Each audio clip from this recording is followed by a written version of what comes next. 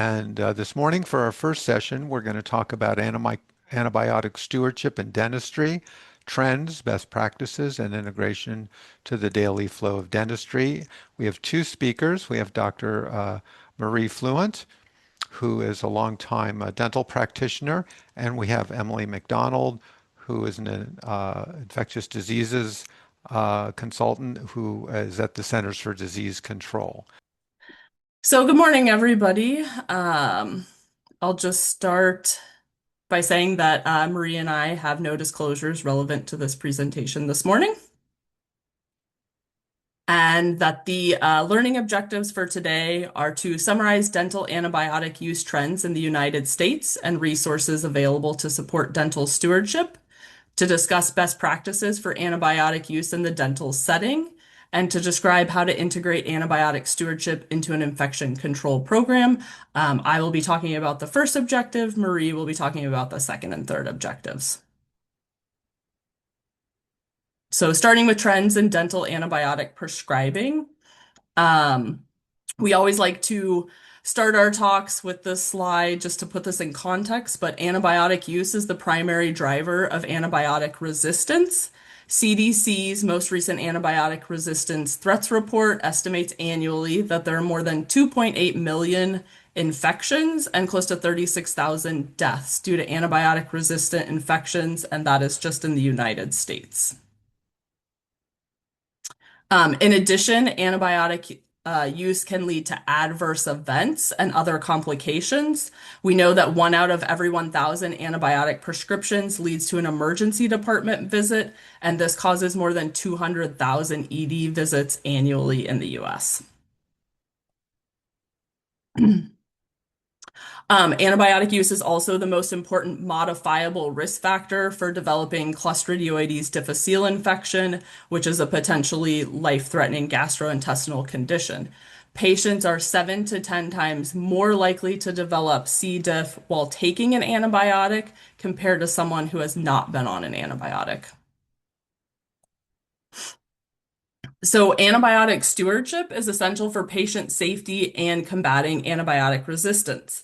It includes a set of commitments and actions that are designed to optimize the treatment of infections while reducing adverse events associated with antibiotic use or suboptimal use of antibiotics, like choosing an overly long duration or not choosing a first line agent.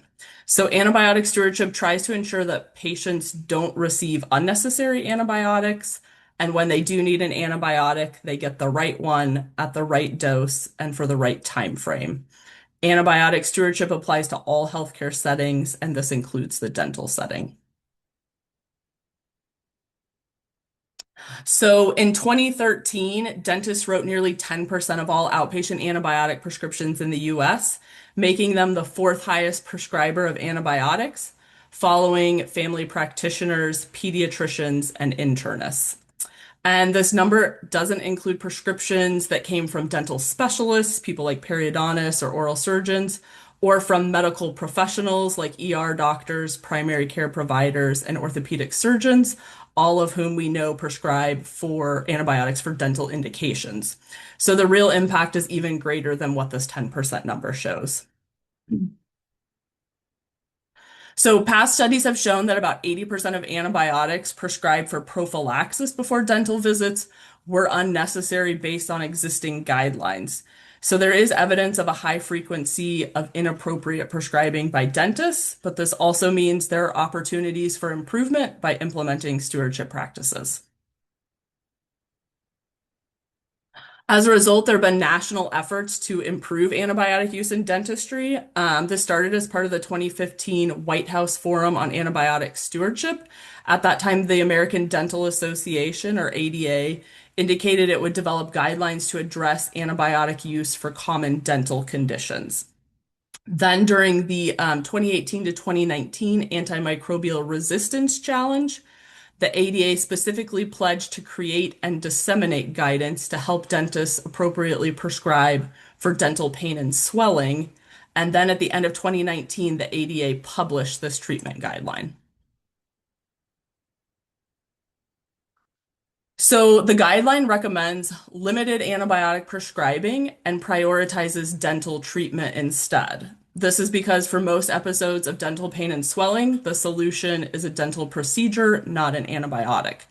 Antibiotics should only be used if the patient has signs of systemic involvement, such as fever and chills. So, if the ADA guideline was widely implemented after it was released in 2019, we would expect to see a decrease in antibiotic prescribing by dentists at the national level when we look at our surveillance data.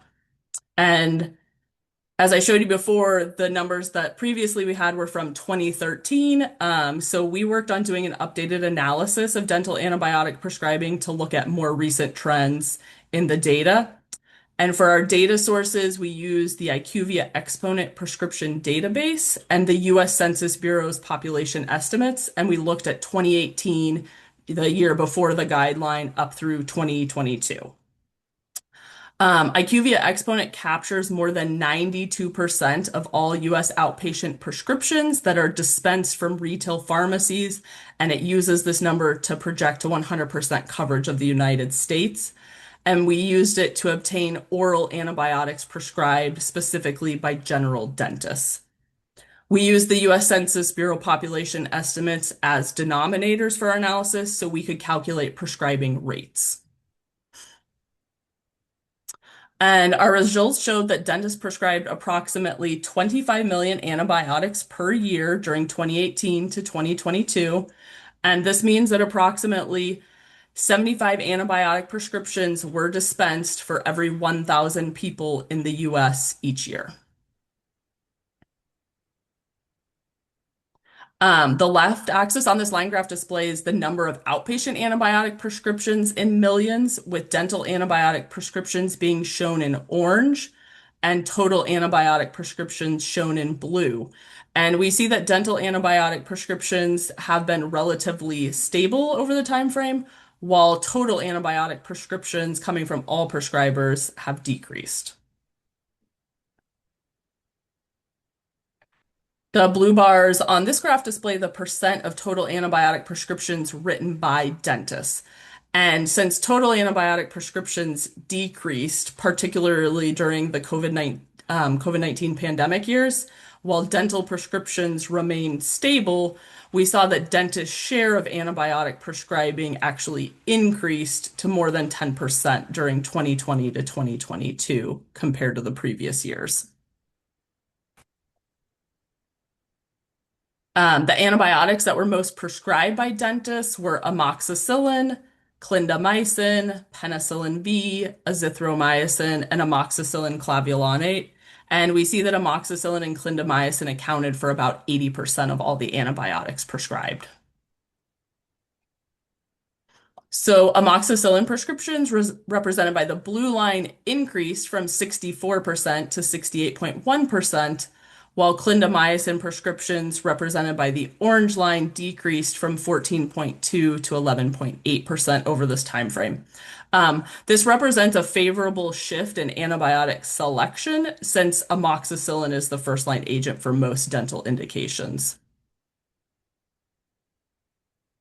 Approximately 9 out of every 10 dental antibiotic prescriptions were for adults 20 years of age and older.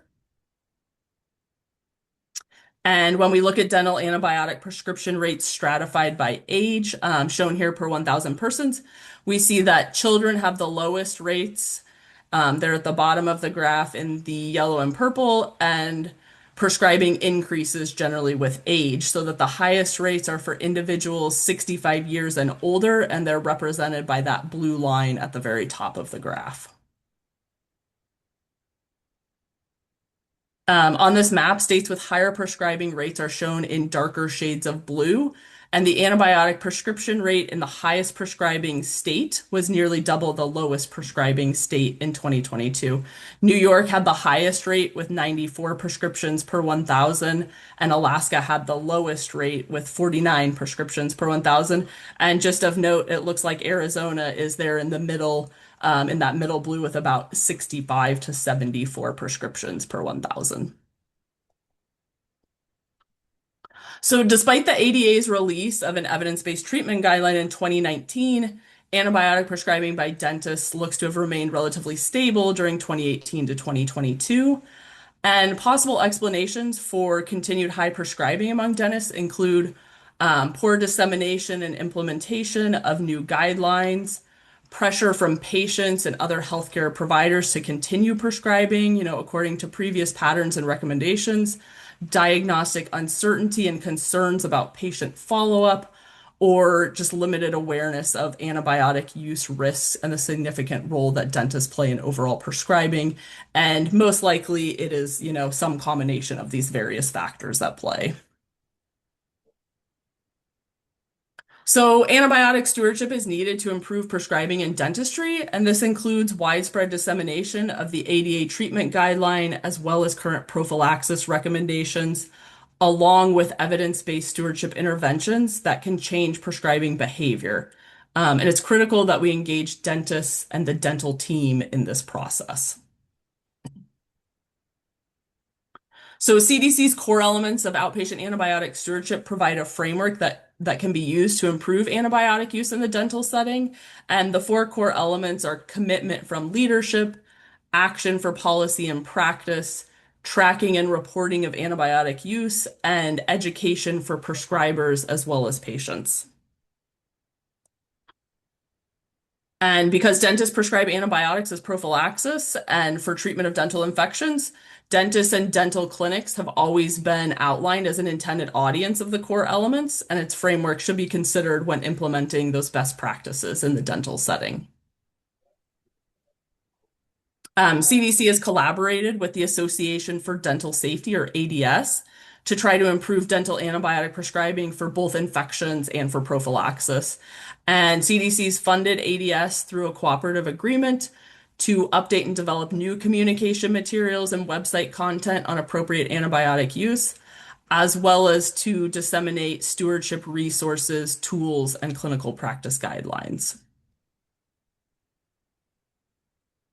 CDC also has its own training course on antibiotic stewardship considerations in dentistry that offers continuing education credits. It's a free resource that can be distributed to anyone who's either working in a dental facility or works with dental facilities to try to improve prescribing. We also have several resources that are available related to appropriate antibiotic use in dentistry for a variety of audiences, and this includes patients, dentists, and others involved with dental stewardship activities. And here you can see for patients, we've created some communication materials that are about antibiotic use for a safe dental visit. And for dentists, we have a checklist that has recently been updated that reflects current antibiotic prescribing best practices. And we have a Be Antibiotics Aware Treating Patients with Dental Pain and Swelling resource. And this is an easy to use guide summarizing the ADA's clinical practice guideline for treating dental infections. And Maria's next going to talk about best practices and go into a lot more detail, but many of those best practices are outlined here in the checklist, which we collaborated with ADS on. So I will Thank you. hand it over to you, Marie, to talk about best practices. Wonderful. Thank you, Emily, and thank you for a great presentation. It is in with this collaboration between CDC and ADS that Emily and I are able to collaborate with each other. I represent ADS for this portion of the program, so thank you. So let's change slides, please, and we'll start talking about best practices for antibiotic prescribing in dentistry. Now, this slide summarizes the key areas where we can better prescribe in dentistry, some things that we can do clinically. And by the way, my background is clinical dentistry, and I come to this portion of the program not with pharmacology expertise, but with dental expertise. I spent 25 years in the dental chair, and I have a pretty good idea how dentists prescribe and things that we can do to improve our prescribing practices. So number one, better assess our patients individually. Number two, implement the guidelines that have been given to us for the treatment of odontogenic infections and for antibiotic prophylaxis. Number three, no clindamycin, and if you must prescribe clindamycin, make it a rare occurrence due to the association with Clostridioides difficile infection. Number four, practice penicillin allergy stewardship, and we'll touch upon that. Number 5, reduce the duration of therapy. Number 6, assess your own prescribing practices. And finally, education of ourselves, our team members, and our patients. Next slide, please. So in review of our patients and assessing patients before we begin, number 1, it's important to review their medical history. Some things that we would look for include a reported penicillin allergy, complications when taking an antibiotic in the past, other comorbid conditions, the immune status of our patient, current medications, and of course, their history of C. diff infections. Number 2, did we come to a complete and conclusive diagnosis? And by doing this, did we perform a thorough intraoral examination? Did we consult radiographs? Did we perform endodontic testing if indicated? And finally, was treatment able to be provided? Or did we refer to a specialist for care? And did the patient follow through? So all of these things would be looked for through for patient assessment. Next slide, please. Here are the guidelines, as Emily shared earlier, and they are not all-encompassing. They pertain to adults who are immunocompetent, not children, and of course, those who have no comorbidities. And the guidelines refer to access to care, and in the article, they refer this to as DCDT, definitive conservative dental treatment, whether or not care can be provided immediately or not. Next slide. When I graduated from dental school a long time ago, these are the paradigms to which I was taught on how to prescribe antibiotics. When on the fence of whether or not an antibiotic would be indicated, we were taught to prescribe just in case. We were taught to teach our patients to begin taking their antibiotic immediately in all scenarios. We were taught to share with patients that antibiotics will cure your toothache or your tooth infection.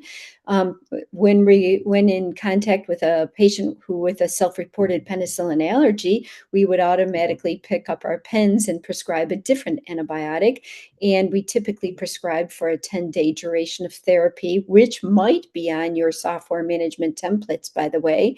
And finally, we were taught to prescribe an antibiotic for pain. And next slide shows the new paradigms addressed in the guidelines, that when on the fence, you only prescribe absolutely when necessary. And in certain scenarios, we can advise the patient to begin taking the antibiotic when their symptoms worsen. And antibiotics won't cure your tooth. You need to have some type of definitive care provided. And if you have a patient with a self-reported penicillin allergy, to further assess and see what's happening before you prescribe an alternative medication. Next, we are taught to prescribe for the shortest duration as possible. And the spoiler alert there is to encourage the patient to discontinue their antibiotic 24 to 48 hours after the resolution of their symptoms. And of course, we're in the midst of an opioid pandemic or epidemic right now. So we need to educate our patients to control any type of discomfort with over-the-counter medications. Next slide. So with all of these paradigm shifts in mind, Emily shared a brief overview of the CDC one-pager summarizing these guidelines, and here it is in blown up form. So you can see on the top of the chart, DC, definitive conservative dental treatment, is immediately available or is not immediately available. And then you follow the patient pulpal and periapical conditions on the left-hand side of the slide. So in the upper portion, if you have just irreversible pulpitis with or without apical periodontitis, you would not provide an antibiotic prescription at all. Of course, monitor your patients. And if you have pulpal necrosis and symptomatic apical periodontitis, once again, if definitive care is available, great. And if not, then here's where you may provide a delayed prescription and monitor the patient as well. The third category is pulpal necrosis and a localized infection. And once again, you would not provide an antibiotic if you can provide immediate care. And if you cannot provide immediate care, yes, you would prescribe an antibiotic. And the lower category is for the systemic infections that Emily described earlier. And in all scenarios, you would provide an antibiotic and, of course, provide or refer for urgent care right away. Next slide, please. And on the bottom of this one pager, it shares the regimen for the antibiotic recommendations for antibiotics. And they include amoxicillin 500 milligrams TID for 3 to 7 days. Note that duration of therapy and the range of therapy. Once again, you're going to encourage your patient to discontinue their antibiotic 24 to 48 hours after the resolution of their symptoms. And the second option would be PenVK 500 milligrams 4 times a day. And then in fine print, it refers to patients with a penicillin allergy. So switch slides, Emily, and let's address that right now. Here are the ADA guidelines regarding penicillin allergies. And the situation above is if they do not have a history of anaphylaxis, angioedema, or hives with penicillin, ampicillin, or amoxicillin, then your antibiotic regimen would be Keflex 500 milligrams QID, and then you may add metronidazole 3 times a day if the first line of therapy is not effective. And in the lower portion of the slide, if they do have a history of anaphylaxis, angioedema, etc., then azithromycin with a loading dose and then followed with 250 milligrams once a day for days 2 through 4. And finally, clindamycin is an option, and ideally it would be your last option. And the caveat on the right shares concerns about C. diff infection. And if a patient develops those symptoms, what do you do? So next slide, please. Let's give a quick overview of antibiotic prophylaxis guidelines. Next slide, please. Historically, we would prescribe for a number of scenarios, but now, according to ADA and American Heart Association, the guidelines support pre-med for only a small subset of patients to prevent infective endocarditis. Next slide. The citation is in the full article for this. The guidelines are listed at the bottom of the slide, but I put it in a kind of a pictograph form. There are 4 main areas where antibiotic prophylaxis for prevention of infective endocarditis would be considered or recommended. The first is prosthetic cardiac valves or prosthetic material used for valve repair. The second is a previous history of infective endocarditis. Third is cardiac transplant patients who develop valvulopathy. And finally, certain patients with congenital heart diseases, including an unrepaired cyanotic CHD. Number 2, repaired CHD defect with a prosthetic material after the first 6 months after their procedure. And finally, a repaired CHD with residual defects. Having said that, I'm not a cardiologist. If I had a patient who I was on the fence with their certain cardiac condition, I would not hesitate to consult with the patient's cardiologist on whether or not pre-med would be indicated. Next slide. Now we're fast forwarding to antibiotic prophylaxis to prevent prosthetic joint infections, and where we stand today is here. In 2025, the American Academy of Orthopedic Surgeons and the American Dental Association are in alignment, and that is pre-med is generally not recommended. And if it is recommended, the choice of clindamycin has been removed from the regimen. Next slide, please. This slide was really interesting to me. It showed the rate of prosthetic joint infections in the United States compared to the United Kingdom. In the US, of course, we have historically prescribed pre-medication to prevent prosthetic joint infections, whereas the United Kingdom or England has never. And this study compared the differences in prosthetic joint infections between the 2 countries. And guess what? There was no difference. So the authors concluded that the U.S. dentists continue to give antibiotic prophylaxis for fear of being considered negligent, and this, of course, needs to stop. Next slide, please. Now, what are the antibiotic regimens for pre-medication? And they are listed on this slide. Note that the dose of pre-med should be given 30 to 60 minutes before the dental procedure. And notice from this list that clindamycin is no longer a recommended regimen. On this slide, it talks about IM versus IV medications versus oral medications. And being a general dentist, I do not have experience in IM or IV, so I will focus on oral medications. So first on the list, if the patient is able to take oral medication, the recommended choice would be amoxicillin, 2 grams in adults and 50 milligrams per kilograms in children. And then skipping below to patients who are allergic to penicillin or ampicillin, your choices would be Keflex, azithromycin, or clarithromycin, and finally doxycycline. And you have the adult dose and the pediatric dose on the far right. And these are well cited in the references on the bottom of the slide for you. Next slide, please.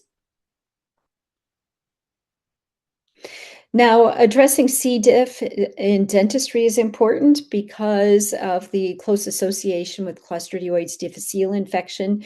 So, to address C. diff and prevent C. diff in dentistry, what do? Prescribe per the guidelines that I just mentioned. Number 2, prescribe for the shortest duration of therapy as possible, and I briefly mentioned that. Number 3, practice penicillin allergy stewardship. Hold that thought. I'm going to describe that on the next slide. Next, consider other comorbidities and risk factors associated with Clostridioides difficile infection, and always inquire about a history of C. diff when interviewing your patient before beginning treatment or prescribing. Next slide, please. When I give presentations to dental personnel around the country, I highlight this slide and say this is the most important slide of my entire presentation. If you have a patient who calls your office and says, I've begun taking the antibiotic that Dr. Fluent prescribed, and now I have diarrhea, what do? Dental personnel should say, discontinue taking the antibiotic, refer to your primary healthcare provider or urgent care or emergency room if drastic. And number 3, do not recommend over-the-counter antidiarrheal medications. As we know about C. diff, or we're about to learn, toxins build up within your colon, and we essentially want patients to eliminate them and poop them out and not retain them and cause more damage. So this is a very important slide to share with all dental team members. Next slide. Okay, and keep clicking, Emily. And this is my overall graphic view. Now, to address penicillin allergies, I'm sure during this course we will talk a lot about penicillin allergies, but this slide shares that 10% of the population reports being penicillin allergic, but only 1% of the entire population has a true penicillin allergy. Next slide, please. So if you have a patient who is penicillin allergic, they are more likely to receive a second line of antibiotic therapy and increased treatment failure, dental implant failure, surgical site infection, adverse drug events such as C. diff, diarrhea, antibiotic resistance, and of course, increase in mortality, healthcare costs, and hospitalizations as well. So penicillin allergies are very much a part of our dental antibiotic stewardship and definitely need to be addressed in our patients. Next slide, please. So if you have a patient who comes into the dental chair and says, I have a history of penicillin, dental personnel, everybody who's listening on this call today, whether you are a dentist, hygienist, dental assistant, you can ask these questions. What medications were you taking when the reaction occurred? What kind of reaction occurred? How long ago did this occur? And how was the reaction managed, and what was the outcome? And we want to know if it was a simple GI upset or a serious, severe anaphylactic reaction or somewhere in between. And that can help us discern what our next steps should be. Next slide, please. This slide shows an algorithm that I refer to as the PAT, Penicillin Allergy Assessment Tool for the dental team. I was a co-author on this article, and we collaborated with an infectious disease and allergist to discern whether or not patients should or should not be referred for further penicillin allergy testing.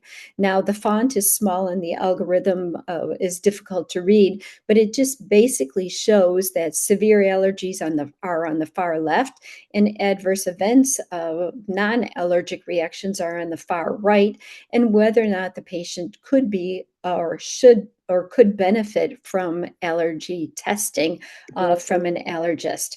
And I fall in that category. I have a self-reported penicillin allergy, but I don't really know what happened when it happened, and I have plans to follow up with my allergist. And hopefully I can have that done before an emergent situation where an antibiotic would be indicated. And from this slide, I also want to stress that dental team members are not diagnosing a penicillin allergy. They are merely discerning whether or not the patient could benefit from further penicillin allergy testing. And if anybody wants a copy of this algorithm, I'm happy to share it, and I have the citation on this slide. Next slide, please. Now, part of our going back to the basics includes prescribing for a shorter duration of therapy. And you can see from this algorithm, which is from the ADA guidelines, there is typically a duration of therapy 3 to 7 days. And of course, we will encourage the patient to discontinue their antibiotic 24 to 48 hours after the resolution of symptoms. Next slide, please. And as a result of that, patients will have leftover antibiotics, and we really want to educate our patients on what to do with them. We don't save them for future infections, and we don't give them to other family members who might have an infection down the line, and we don't throw them down the drain or down the toilet. Ideally, you will have a drug take-back program within your community or at your pharmacy, and if not, you can follow the FDA instructions on the right-hand side of the slide by incorporating the pills or the tablets into a Ziploc bag with a yucky type of substance, dirt, soil, kitty litter, etc., and place the mixture in a sealed bag, throw it into the household trash, and make sure there's not any identifiable personal information on any prescription that you throw away either. Next slide. Now, how do you assess your own prescribing practices? It would be a good idea to look at a certain sample size quarterly, look at the patient's medical history, review their symptoms, their definitive diagnosis, their need for dental treatment, their need for an antibiotic, and how are penicillin allergies managed. Next, we want to look at our prescribing practices and discern if we are over or under prescribing, and is there missing data in our charts, and are there any particular guidelines or resources that may be helpful for you? And finally, if antibiotics were they prescribed in concordance with the guidelines? And if not, was the rationale for any type of deviation recorded in or documented in the patient's record? And in addition to that, we need the dose, duration, and frequency in concordance with the guidelines as well. And for patients with penicillin allergy, did we follow up with their medical provider for potential allergy delabeling if appropriate or indicated? Next slide, please. And if you don't want to assess your own practices, there are organizations and agencies that can help. This particular organization is called CHARM, Collaboration to Harmonize Antimicrobial Registry Measures. Yes, that's a mouthful. It comes to us from a local university in the state of Michigan, where they can attach and integrate your dental prescribing practices with their computer system, and they can help you look at your own prescribing practices. The contact information is on this slide along with the QR code, and if anybody would like more information, I'm happy to share that with you as well. Next slide, please. And of course, education of dental team members includes everything that I already shared with you, and I think everything that I already shared is on this slide. So we'll fast forward to the next slide, please. And of course, patient education, and all team members can help with this. Your doctor will weigh the risks versus the benefits of prescribing, Antibiotics don't treat viral infections, and certain infections can get better on their own and don't need an antibiotic. When an antibiotic isn't needed, it won't help, and the side effects may cause harm. Antibiotics can contribute to the development of antibiotic resistance. Take your antibiotics as prescribed. Talk to your healthcare provider if you develop any side effects, and use over-the-counter medications for any type of discomfort. Next slide, please. Now we are going to talk about integrating antibiotic stewardship into your dental infection control program. And this slide, next slide, please, comes to me because as I was talking to my team, I'm an infection preventionist in dentistry, and I also address antibiotic stewardship. And we talked about how these two could be integrated. So with a team, we set up a side time and fabricated an article that I'll share with you that talks about the integration of an infection prevention program and stewardship program. This slide shows that hospital infection prevention programs and antimicrobial stewardship programs are very, very effective, but next slide, please.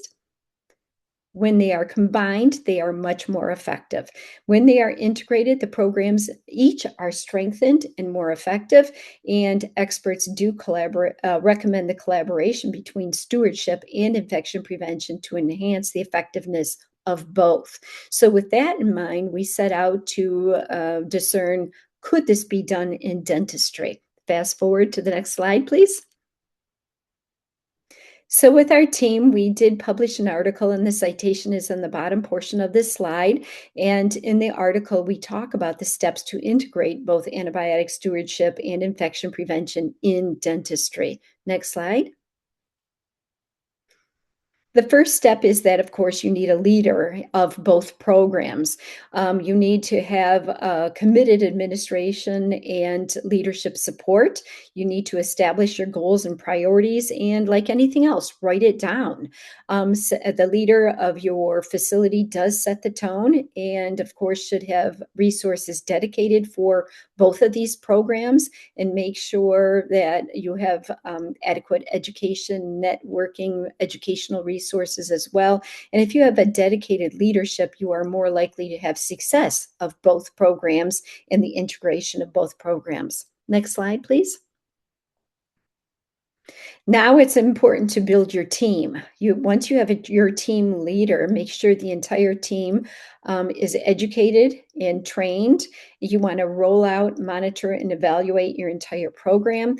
In dentistry, we are all encouraged to have an infection prevention coordinator, and this person could also serve as your antibiotic stewardship champion if they desired. And if you have a large enough team, perhaps you want a separate person who is your stewardship champion. And like infection prevention, the entire team with regard to stewardship should be committed and accountable. Next slide, please.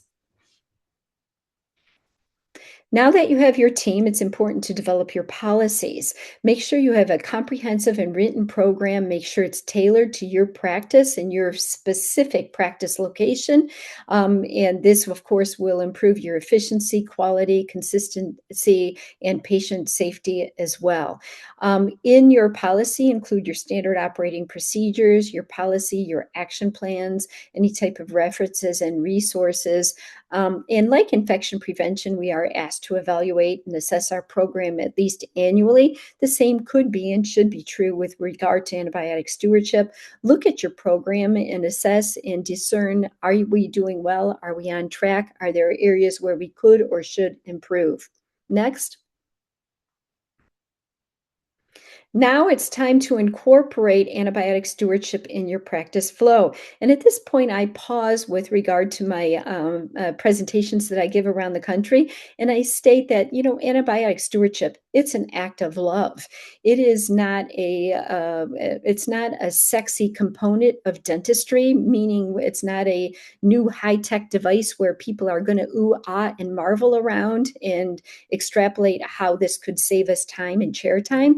Instead, Instead, it's a public health endeavor that we are incorporating out of the goodness of our heart to make sure that antibiotics are safe and effective for our children and our grandchildren and future generations. So we want to incorporate that into our practice flow so that we are automatically practicing antibiotic stewardship and having it not slow us down. And oftentimes, team members don't even know they are practicing stewardship because it is so well incorporated into the practice flow. So we want to streamline our practices. And some examples include, number one, look at those software practice management templates that we have incorporated into our practice software, and make sure they are in alignment and in concordance with the practice of prescribing, and make sure that you have expertise and tools at the point of care so you can quickly discern a quick answer for any type of prescribing concerns or considerations that you might have. Make sure your team is educated and ready to go. And if you adopt all of these practice protocols, automatically they are incorporated into your practice, and hopefully the idea and goal would be that it would not slow down or make your practice of dentistry more cumbersome. Next slide, please. Now, education, we already talked about that briefly. That includes not only the dentists who are prescribing antibiotics, but also the dental team members and your patients as well. Make sure your entire dental team keeps up to date with the current science, the guidelines, recommendations, best practices, and we want to optimize responsible prescribing practices. Next slide, please.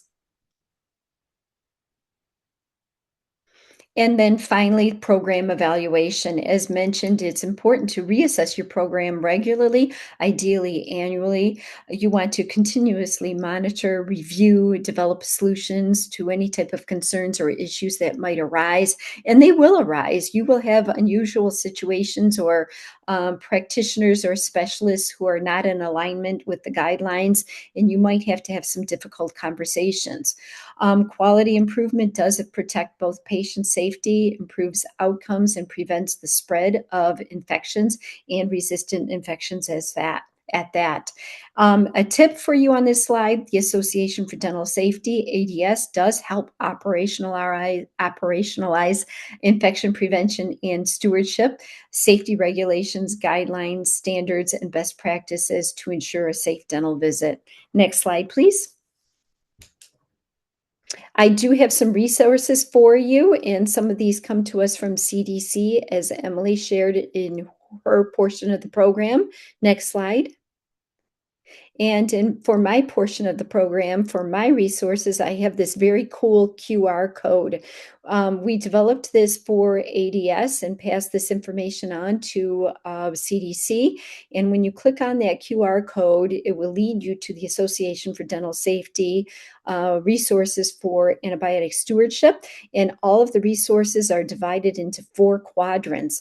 Information that is geared toward prescribers, information that is geared toward other dental team members, policymakers, and finally patients as well. So I think it's very well organized, and we keep that up to date as well. Next slide. And with that, we have time for questions. And Emily, if you want to take the microphone as well.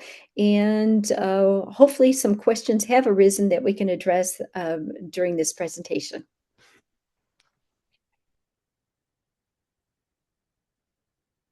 Well, thank you, Doctors McDonald and Fluent. Those are both excellent talks.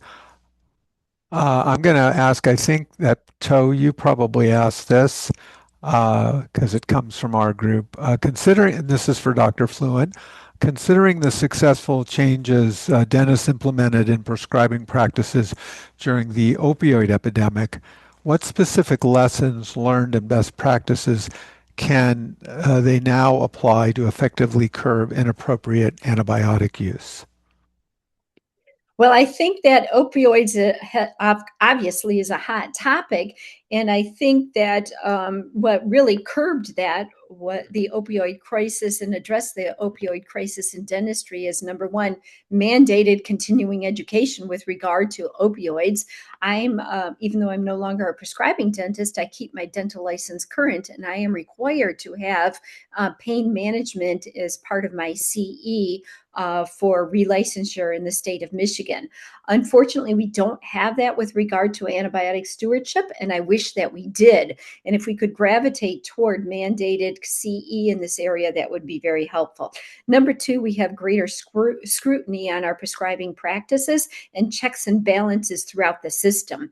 There were many times during my dental career, early in my dental career, where I had been had by patients seeking narcotics, and they would typically call after hours. I would not have access to their dental or medical records, and there was an emergency search situation, and of course, only thing that would work would be a narcotic. And there were not checks and balances at that time. And once I prescribed and got back to the office, I went, holy cow, I have been had by a non-patient of record who needed or wanted opioids.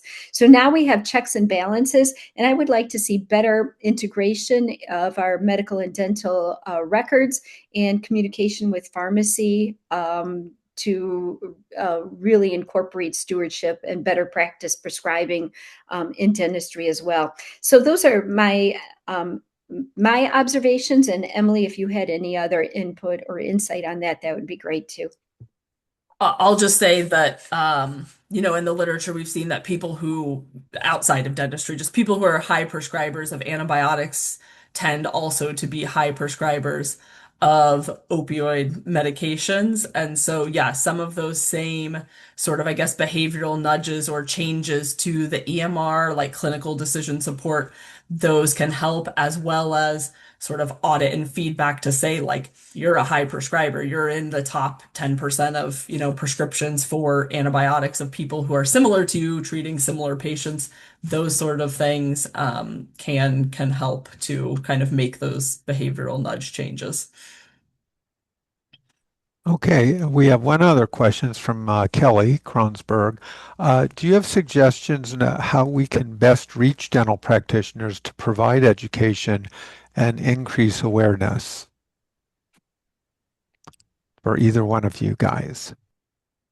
I'll start out by saying some of that is been in the work that we've tried to do in our cooperative agreement with ADS, is that, to get those resources out there. We have consultants like Marie and other staff members there who are dentists and who are very well plugged in with professional dental societies and are doing these sorts of talks for different state health departments and state dental, professional accreditation organizations. So that's part of the trying to get these things out there. I also should have mentioned on one of my slides, I gave a screenshot, all of the data that I presented in addition to, a lot more details that was submitted and published in JADA, the Journal for the American Dental Association, last spring. And so we are trying to reach dentists with that data. And then we also talked about, how can they implement stewardship around that core elements framework in their dental practice. And to add to that, I would like to see increased education in dental schools. So dental students receive that training in dental schools. So when they come out into private practice, they can hit the ground ready to go. And so I'd like to just share that as well. So hopefully between all of our above efforts and maybe incorporating it into required CE training, it would really promote stewardship in private practice. Okay, the next question is there a difference between using clindamycin at 150 milligrams versus 300 milligrams in the risk of developing C. difficile disease? Now, I'm not a pharmacologist, so I can't answer that question. Emily, do you have expertise there? I'm not sure about the dosing difference. I do know the research shows that every additional, day of antibiotic for clindamycin or otherwise confers increased risk. So that's why the, shortened duration is best. Treat only until 24 to 48 hours after symptoms have resolved, because every additional day of antibiotic does make a difference for that C. difficile risk. I would assume as far as dosing, you need to give an effective dose for whatever you're trying to cover. Okay, and we have a statement and a question. This is from Kimberly Lee. I had two very healthy young adult children who were both prescribed amoxicillin by two different oral surgeons for 7 days. I couldn't find any guidelines. Will there be a campaign to discourage prophylactic antimicrobial use, especially in healthy patients with no risk factors? Well, I think if I may take this one, Emily, I think one thing that I don't know why the antibiotic was prescribed by the oral surgeon, so I would need a little bit more information there. But one thing I do want to share is that the American Dental Association and Katie Suda might have input on this as well. So, Katie, if you can come to the microphone, that would be great. ADA and University of Pennsylvania have collaborated to develop living guidelines for prescribing, and hopefully antibiotics will be next on their list, and they will provide the latest and greatest guidelines with the most current guidelines on this website. They are not available yet, but once they are available, I think that practitioners could utilize this to discern whether or not prescribing practices are current in concordance with the guidance. Katie, are you by chance listening, and can you share a little bit more I'll about that? I'll just weigh in something there and just sort Oh, of reframe sure. the, no, it's fine. Reframe the question and say, we do know that without guidelines, we can't assess whether prescribing really is appropriate or not appropriate. So that was part of that call for antibiotic surgery and dentistry, was to develop guidelines for common dental conditions so that practitioners do have that information to tell them if they're prescribing appropriately, and people aren't just sort of doing what they want in one-off cases. Yeah, and this was Kimberly added it was for I presume extraction of wisdom teeth. And there are guidelines for an article that was published just last year, November 2024, about recommendations for simple extractions, surgical extractions, extractions of third molars, implant placement, etc., on whether or not antibiotics would be indicated. And I know my oral surgeon colleagues have a much more complex algorithm on when they would prescribe prophylactically or to prevent certain infections after treatment of complex oral surgical procedures. And that, of course, is beyond the scope of a general dentist. So there are other nuances, is what I'm trying to say. Yes. So regarding extractions, there are no guidelines from the American Dental Association specifically on simple versus surgical extractions. There is some evidence that I'm going to present during my talk in 5 minutes to highlight this of some prior work we have done. But there's really limited evidence to support any antibiotic prescribing in healthy adolescents for third molar extractions. And regarding Dr. Fluent's comment about Penn is setting up this virtual, really neat, innovative system for living guidelines.